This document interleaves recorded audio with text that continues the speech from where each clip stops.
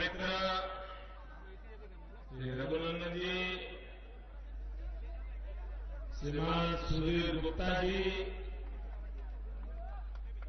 श्रीमान जगदीश देवड़ा जी, श्रीमान यशपाल सिसोदिया जी, भाई राधेश्याम पाटीदार जी, मंच पर विराजमान भारतीय जनता पार्टी के सभी वरिष्ठ महानुभाव,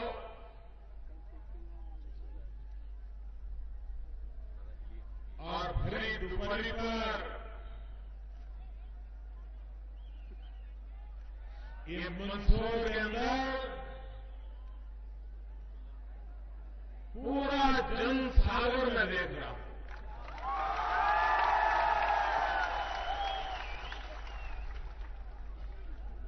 मैं हेलीकॉप्टर से देख रहा था,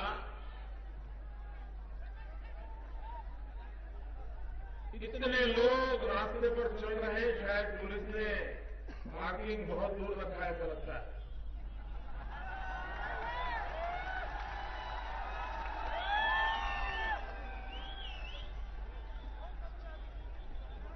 सिक्योरिटी के कारण ऐसा हुआ होगा। और मैं अभी भी देख रहा हूं, सारा जैसे पूरा मेला चल रहा हो ऐसे चल रहे हैं।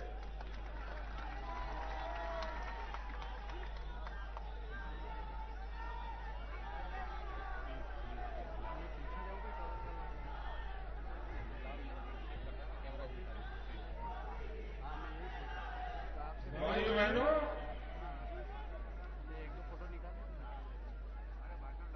चुनाव तो हमने बहुत देखे,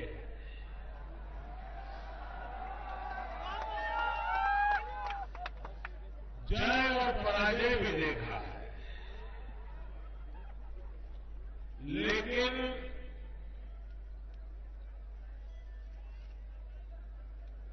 मैंने 77 के जो चुनाव देखे थे, आपातकाल के बाद श्रीमती इंदिरा गांधी जी ने देश पे आपातकाल थोप दिया था। हिंदुस्तान के मीडिया पर ताले लग चुके थे, सेंसरशिप चल रही थी, देश के सारे नेता जेलों में बंद थे।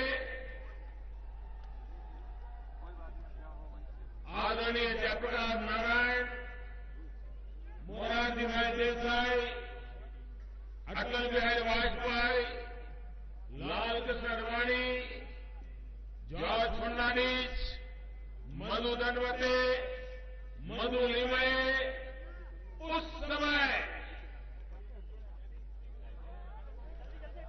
जिनकी बात पर देश कुर्बान होने को तैयार हो जाता था, ऐसे दिग्गज नेता जेलों में बंद पड़े थे। क्या कर रहे हो भाई साहब? भाई प्लीज। 77 में चुनाव आए। मैं कह सकता हूं कि 77 का चुनाव कोई राजनीतिक दल नहीं लड़ता था। 77 का चुनाव कोई उम्मीदवार नहीं लड़ता था। ऐसा लगता था लोकतंत्र में विश्वास रखने वाली देश की जनता खुद उस चुनाव को लड़ रही थी।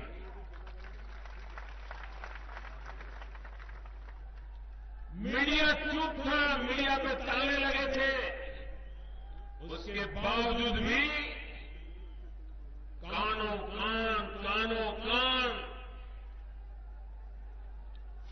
जैसे 1857 के स्वतंत्र संग्राम में कमल और रोटी का संदेश पहुंच गया था, वैसे घर घर लोकतंत्र की रक्षा की बात पहुंच गई। आतताई जुल्म के सामने जनता उठ खड़ी हुई थी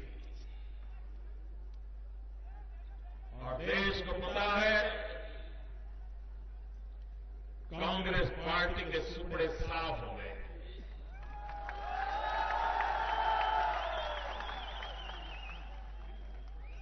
इंदिरा गांधी समेत सबके सब चुनाव हार गए। भाइयों बहनों, मैंने 3-4 दिन लगातार मध्य प्रदेश में भ्रमण किया, मैंने छत्तीसगढ़ में भ्रमण किया, मैंने राजस्थान में भ्रमण किया। भाइयों बहनों, जो जन सैलाब मैंने देखा,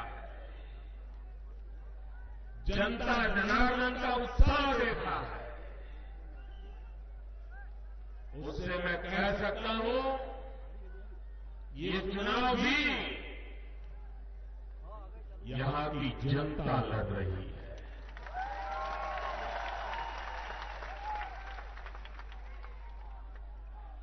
भाइयों बहनों,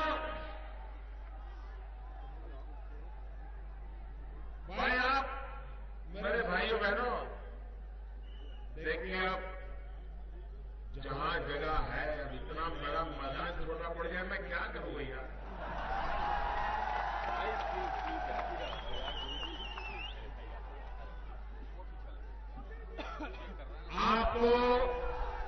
आपको लगता होगा कि कैसे भी करके पास आने से मोदी दिखाई देगा। भाइयों बहनों, मोदी को इधर उधर देखने की कोशिश मत करो।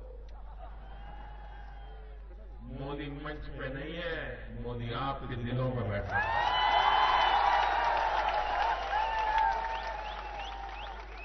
मोदी आपके दुख दर्द के साथ है, मोदी आपके आक्रोश के साथ है, मोदी आपकी आशा और आकांक्षाओं के साथ है। उसको मंच पे खोजने की कोशिश मत करो।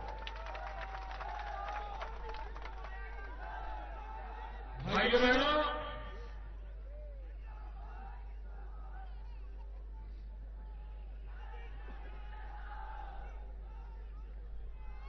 अच्छा, एक बार आपका नारों का क्रम पूरा हो जाए, फिर हम शुरू करते हैं।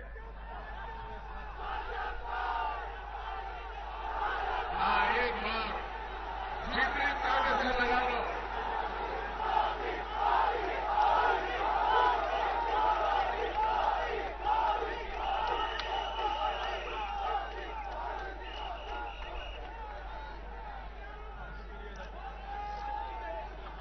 ये देश में लोकतंत्र है। क्या मुझे अकेले को बोलने का अधिकार है क्या? आपको नहीं है क्या? मैं आपको रोक नहीं सकता हूं। भाइयों बहनों, मैं सोमनाथ की भूमि से आया हूं। ये पशुपतिनाथ की भूमि है।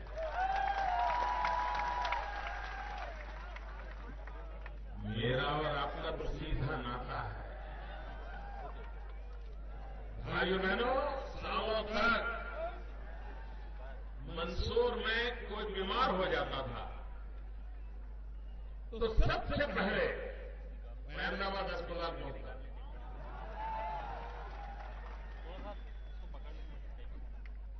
इतनी बड़ी मात्रा में मंदसौर से अहमदाबाद बीमारी में लोग, क्योंकि मुझे इसलिए मालूम कि जब मैं छोटा था, राजनीति में नहीं आया था, तो मैं आरएसएस में काम करता था।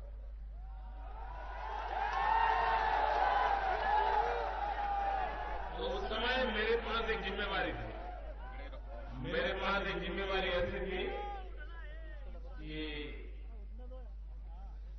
अहमदाबाद बाहर से जो बीमार दर्दी आते हैं, उनके परिवारजनों के लिए देखभाल करना।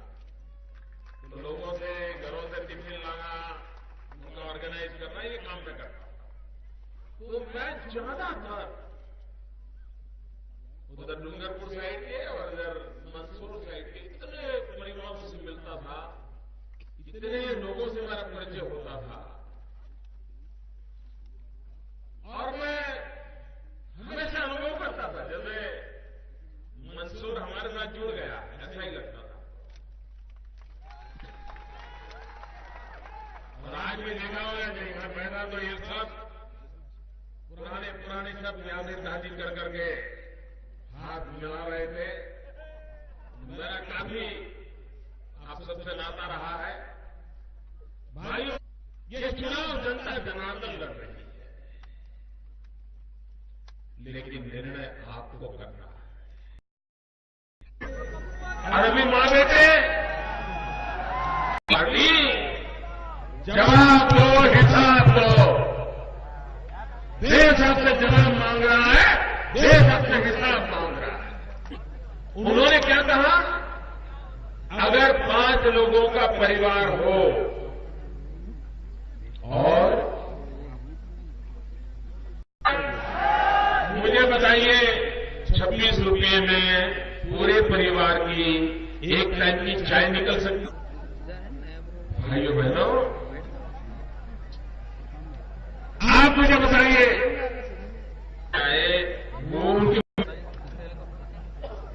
भाइयों बहनों,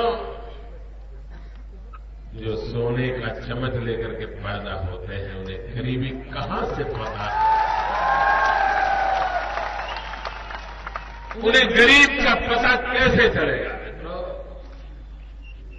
और कभी कभी हमने शेर देखा ना हो ना, तो हम शेर देखने के लिए जू में जाते हैं ना, जाते कि नहीं जाते? जाते हैं ना, क्योंकि देखा नहीं है। इसलिए ये जो नेता है ना, उन्होंने गरीबी देखी नहीं है, इसलिए साल में 1-2 बार कैमरा वालों को लेकर के गरीब की झुपड़ी में जाते देखने के लिए। ये गरीब चीज क्या होती है वो देखने के लिए जाते हैं। अभी तक उनको समझ नहीं आया, वो इतना ही समझ के आए, ये मन की अवस्था है, वो गरीब कुछ समझ नहीं आया, वो जाके आए थे, वो गरीब की झोपड़ी में जाके आए थे, किसी के घर में राशन कार्ड लेके आए, अभी तक राशन कार्ड वापस दे भेजा। भाइयों बहनों, ये लोग गरीब की मजाक उड़ा रहे हैं, ये लोग गरीब के गांव पर नमक छिड़क रहे हैं। इनको गरीब को शक्ति देने में विश्वास नहीं है। गरीब अपने पैरों पर खड़ा हो, गरीब सम्मान के साथ जिंदगी जिए,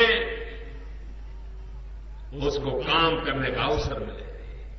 हिंदुस्तान का गरीब से गरीब व्यक्ति भी भीख की चीज लेने को तैयार नहीं है, वो मेहनत करके कमाने को तैयार है। हमें अवसर देना चाहिए। आप मुझे बताइए था कृषि का क्या हाल हुआ? हिंदुस्तान का कृषि विकास दर कभी 2%, कभी 2.5%, कभी 3%, कभी 3.5%, यहीं पर लुढ़कता रहता है, इससे आगे बढ़ता नहीं। क्या हिंदुस्तान का किसान मेहनत करता है कि नहीं करता भाइयों? हिंदुस्तान का किसान मेहनत करता है नहीं करता है? लेकिन उस किसान की चिंता दिल्ली की सरकार करती है। उसको किसानों को क्या जरूरत है उसकी समझ है। मैं उदाहरण बताता हूं, हमारा गुजरात, ये गुजरात एग्रीकल्चर की जब बात आती थी तो कभी हमारा गुजरात का नाम नहीं आता। गुजरात जाने हमारी पहचान क्या थी?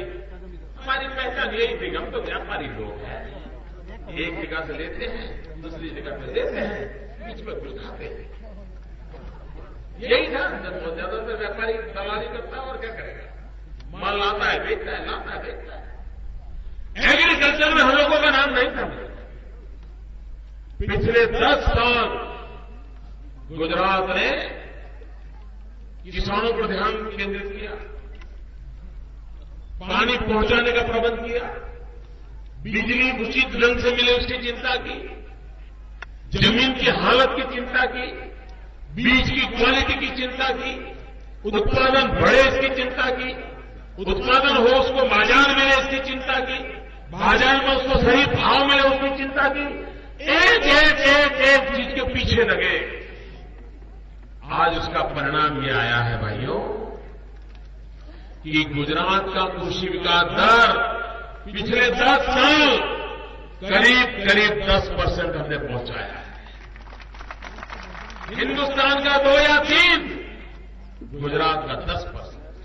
भाइयों बहनों, मैं शिवराज जी को भी बधाई देता कि यहां पर बंटाधार जब थे तब कृषि विकास दर माइनस में चलता था। ये शिवराज जी का कमाल है कि उन्होंने हिंदुस्तान में नंबर 1 पर कृषि में लाए हैं मध्य प्रदेश को।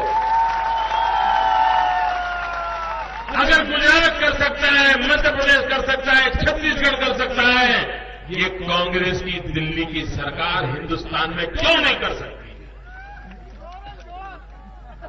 मैं कहा ना, वोट देने से पहले उनके पुरखों को पहचानो, तुरंत पता चल जाएगा कहां वोट डालना चाहिए, तुरंत समझ आ जाए।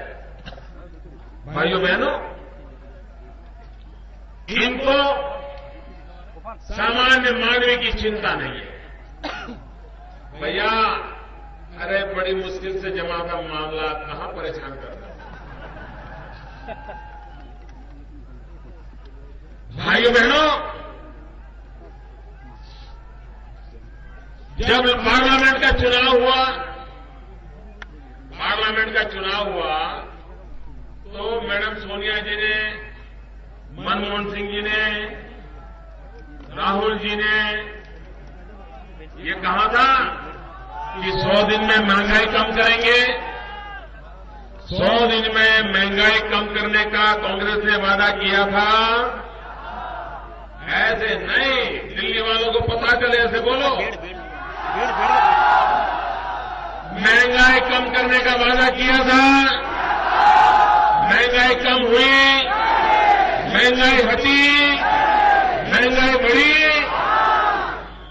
भाइयों बहनों, इन्होंने वादा तोड़ा कि नहीं तोड़ा? वादा खिलाफी की या नहीं की? आपके पीठ में छुरा भोंका कि नहीं भोंका? महंगाई बढ़ती गई लेकिन उनको कोई परवाह नहीं है। भाइयों बहनों, आप बताइए, जिन्होंने वादा तोड़ा उनका नाता तोड़ोगे? जिन्होंने वादा तोड़ा उनका नाता तोड़ोगे? भाइयों बहनों, कांग्रेस पार्टी वादा खिलाफी करने वाली पार्टी, कभी वो वादा निभाती नहीं है। और चुनाव के समय वादा देते समय उनको कोई शर्म भी नहीं आती है। उनको लगता है लोग मान जाएंगे। भाइयों बहनों, मैं मानता हूं एक जनता के साथ खिलवाड़ है। जिन्होंने वादे किए, वादे नहीं निभाए, उनके नए वादों पर भरोसा नहीं कर सकते। क्या आप भरोसा कर सकते हैं भाइयों? कांग्रेस पार्टी के वादों पर आपको भरोसा है? उनकी बातों पर भरोसा है? उनके काम पर भरोसा है? भाइयों बहनों, ये कांग्रेस पार्टी आज जो चुनाव में वादे कर रही है वो कभी नहीं पूरा कर सकती।